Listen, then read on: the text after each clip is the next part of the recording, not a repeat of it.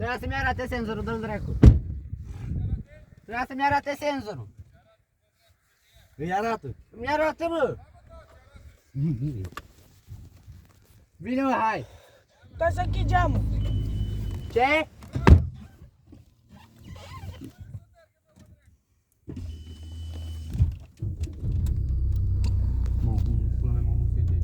Nu știu, ca handicapat. Mamă, ce se aude pe jos. Dă-i unde era La pe străzile dreapta, astea. trebuia să dai un scârț. Nu-i da mă scârți că ea sare pe aia. Da? Trebuie să o întoarcă.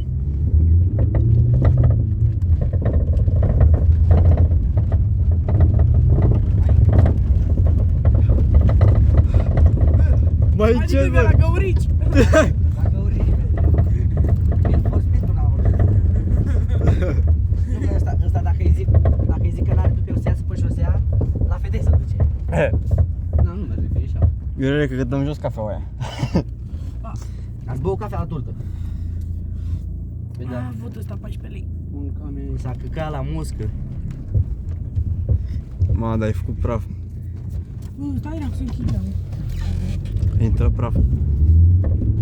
Nu știu, ai și tu climă. Climă.